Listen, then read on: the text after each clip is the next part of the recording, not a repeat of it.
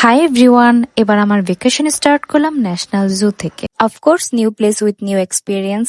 অবশ্যই এখানে এসে আমার একটা জিনিস খুবই ভালো লেগেছে, এখানে কাছ থেকে অনেক পশু পাখি আমি দেখতে পেরেছিলাম, অ্যাকোয়ারিয়াম থেকে শুরু করে বন্য মানুষ। তো যাই হোক, ওই দিন ছিল আমার বার্থডে, সো আমি নিজেকে সেলফ ট্রিট দেওয়ার জন্য চলে গেলাম চিড়িয়াখানায়। তো সকালে ঘুম থেকে উঠে আমি রেডি হয়ে গেলাম চিড়িয়াখানায় যাওয়ার জন্য, যেহেতু আমি আজকে যাচ্ছিলাম সকাল সকাল যাবো, দেন সারাদিন ঘুরে বাসায় চলে আসবো। আজকে শুধু চিড়িয়াখানায় যাওয়া হয়নি, আমার কিছু বই কিন্তু আমি নীলক্ষেত চলে গিয়েছিলাম, সেই সাথে একটু নিউ মার্কেটও এক্সপ্লোর করা হয়েছে।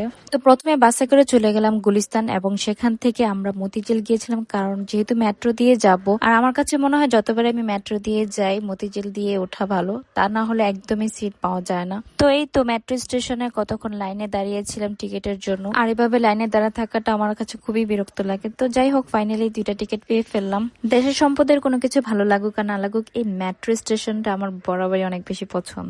তো যাই হোক, কথা বলতে বলতে আমাদের মেট্রো চলে আসছে, আর এটা আমার লাইফে প্রথম হয়েছে যে আমি সিট পেয়েছি। আমি বসে বসে মেট্রো ভ্রমণ করতেছি, তা না হলে আমি যতবারই মেট্রো দিয়ে ভ্রমণ করি তখনই দেখা যায় আমার দাঁড়িয়ে দাঁড়িয়ে যেতে হয়। আমরা যেহেতু মিরপুর 10-এ টিকিট কেটেছিলাম, তো আমাদের রিক্সায় করে আবার মিরপুর 1-এ চলে যেতে হয়েছিল। তো ফাইনালি চলে আসছি মিরপুর চিড়িয়াখানায়। তো এখানে ঢুকতে টিকিট লেগেছে 100 টাকা পার পার্সন, অ্যান্ড আমরা বাইরে থেকেও হালকা পাতলা কিছু খেয়ে তারপর ভিতরে প্রবেশ করেছিলাম, কারণ ভিতরে খাবারের প্রাইস থেকে একটু বেশি।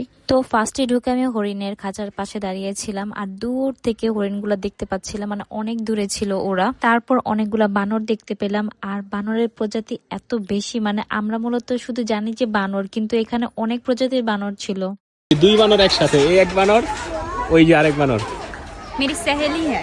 আর এই হচ্ছে চোখ জোড়ানো একটা পার্ট, মানে একদম কাছে থেকে পশু পাখি দেখার যে কত মজা। এই হচ্ছে আমাদের রয়্যাল বেঙ্গল টাইগার, আমাদের জাতীয় পশু। এই রয়্যাল বেঙ্গল টাইগারের হাঁটার স্টাইলটা একদম রয়্যালদের মতো। And just look at the scenery, এটা কত সুন্দর লাগতেছে এই সিনারিটা আমার কাছে। আর সামনে থেকে জিরাফ আরো বেশি সুন্দর লাগছিল। আসলে এই মোমেন্ট গুলা ভিডিওতে কখনই বোঝানো পসিবল না। আগে সবসময় একটা ধারণা থাকতো যে কুমির সবসময় একটা ভান ধরে থাকে শিকারের জন্য, আর সত্যি সত্যি ওর এই ভান দেখে আমার মনে হচ্ছিল যে ও কি জীবন্ত না মরে গিয়েছে। তারপর অজগর সাপকে দেখলাম, আর অজগরের সাপের শরীর এত বড়, কিন্তু ওর মুখটা খুবই ছোট। আমার মানে খুবই অবাক লাগে যে এত ছোট একটা মুখ দিয়ে ওরা এত বড় বড় শিকারী শিকার করে ফেলে। বেশ কয়েকক্ষণ দাঁড়িয়েছিলাম জলস্থিতির জন্য, কিন্তু ওরা পানিতে থাকার কারণে ওদের আর দেখা মেলেনি। সবসময় শুনে এসেছি ময়ূর দেখতে নাকি অনেক বেশি সুন্দর, কিন্তু বাস্তবে আরো বেশি সুন্দর ওরা। তারই অপোজিটে ছিল সাদা ময়ূর, আর সাদা ময়ূরের পাখনাগুলো মেলেছিল, মানে দেখতে খুবই সুন্দর লাগতেছিল আমার কাছে।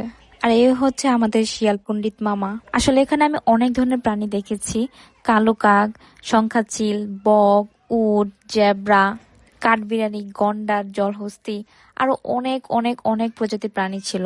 আসলে একটা ভিডিওতে এতগুলা ক্লিপ নেওয়া সম্ভব ছিল না, আর আমারও ফোনের চার্জ প্রায় শেষ হয়ে যাচ্ছিল।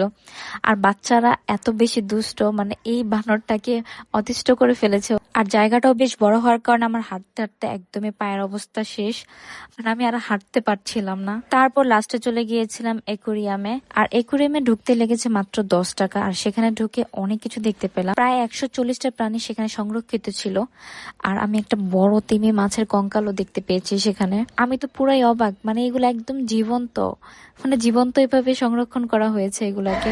আর এই বয়ামগুলাতে সবগুলা সামুদ্রিক মাছ রাখা হয়েছিল।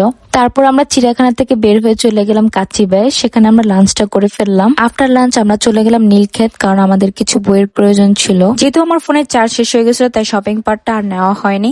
তো আজকের মতো এখানে ভিডিও শেষ। আল্লাহ হাফেজ, টাটা।